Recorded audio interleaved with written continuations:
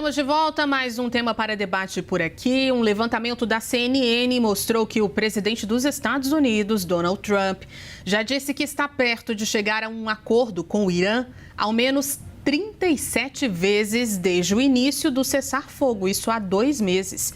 No dia 7 de abril, Trump disse nas redes sociais que as negociações estavam muito avançadas e deu 2 semanas para que um acordo fosse finalizado, o que não aconteceu. Mesmo assim, ele passou os 2 meses seguintes insistindo que o conflito seria resolvido. Trump, inclusive, repetiu isso hoje, dizendo que o acordo pode sair em 2 ou 3 dias, mas não há indícios de que isso seja verdade. Segundo uma pesquisa Reuters Ipsos, a taxa de aprovação do presidente norte-americano atingiu uma mínima histórica e um dos principais fatores para o descontentamento da população é justamente a guerra com o Irã, que levou a um aumento no preço dos combustíveis. Vamos voltar ao debate, Magno. Trump consegue reverter esse desgaste que já está sendo calculado por conta da guerra?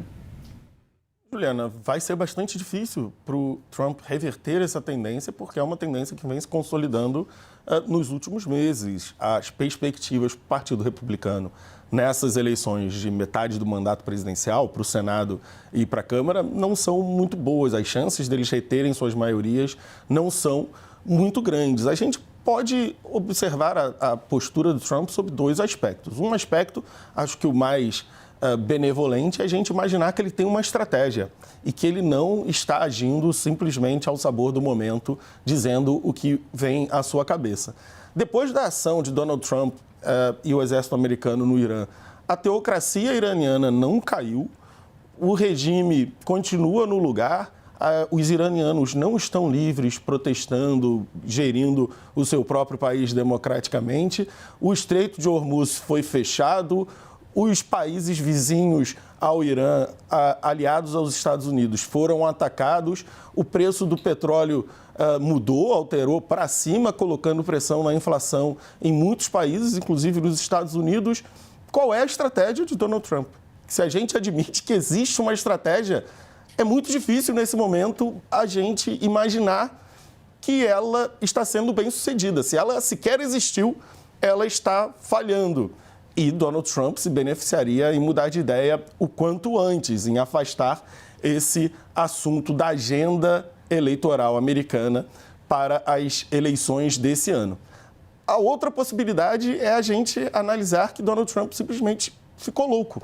Simplesmente age ao sabor do momento, decide fazer coisas porque lhe apetece, porque sim, e se cercou, como acontece com muitos poderosos ao redor do mundo, de pessoas que estão acostumados a fazer as suas vontades, que jamais contestam as verdades do seu líder. E acabou se envolvendo numa confusão gigantesca, uma confusão parecida com algumas outras que ele entra sem pensar muito bem, que vai desafiando países, desafiou o México com o muro, a coitada da Dinamarca com a Groenlândia, não sabia se quem estava certo era a Ucrânia ou a Rússia, se inclinou bastante para a Rússia, é verdade, mas o envolvimento militar com um país que consegue razoavelmente importunar os seus vizinhos foi um buraco que talvez Donald Trump não antecipava.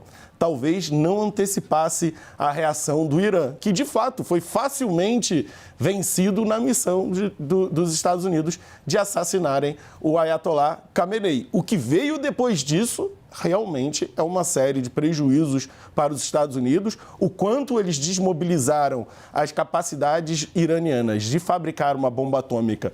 É uma questão subjetiva, não há inspeção, ninguém sabe exatamente se pelo menos nesse campo eles estão obtendo sucesso.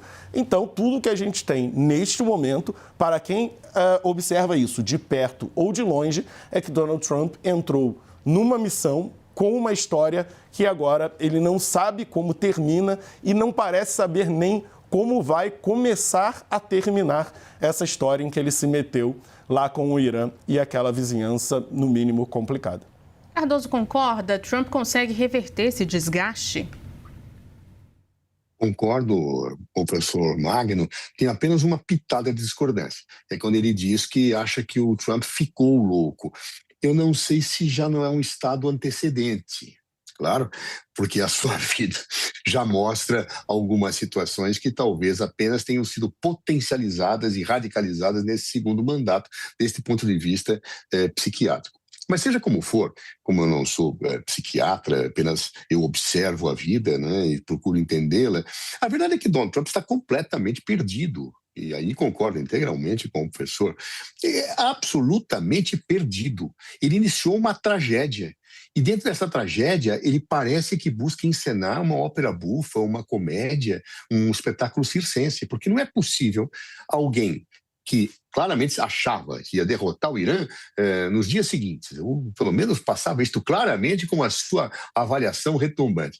Começa a tropeçar nas situações e quando ele percebe o erro que fez, ele tenta recuar, só que o Benjamin Netanyahu, seu amigo de todas as horas, não aceita isso, ele quer continuar a confusão. Ele precisa ter a confusão, senão ele cai lá em Israel. Todos sabemos o contexto político em que ele se encontra.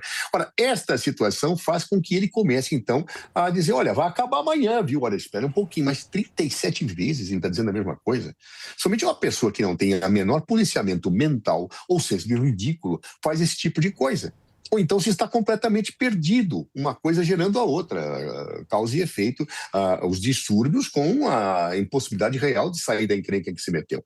Ou seja, é uma situação desastrosa de Donald Trump, desastrosa no cenário internacional, os Estados Unidos perde espaço, ele está tendo as consequências econômicas disso, o orçamento dele consumiu bilhões, está consumindo bilhões de dólares nesta atrapalhada que ele se meteu, uma atrapalhada de sangue, uma atrapalhada de morte, uma atrapalhada de tragédia, a popularidade dele nos Estados Unidos despenca, ele começa a agredir jornalistas, ele não consegue mais ouvir as perguntas, é um fenômeno de insanidade e desequilíbrio. Então ele acusa todas as grandes emissões dos Estados Unidos de estarem em complô de mentirem, ele é o único dono da verdade, ele é aquele que tem o direito de dizer, ó, você faz uma fake news, quando a pessoa pergunta alguma coisa para ele. É realmente uma situação de desequilíbrio, que eu já ouvi até parlamentares dizendo que podem querer invocar aquele dispositivo, que ele tem que se afastado porque não está bem mentalmente. Eu não sei como é que os Estados Unidos da América vai sair dessa. Agora, tudo leva a crer que, primeiro, os Estados Unidos sai mais fraco desse processo do que entrou, né? Quando o presidente prometia que ia fazer a América grande de novo, só se for grande em pastelões e atrapalhadas, porque isso está acontecendo. E segundo, a popularidade interna dele vai ladeira abaixo, pelo menos os indicadores são muito claros. E o mais incrível, Juliana, é que no Brasil tem gente que ainda defende ele.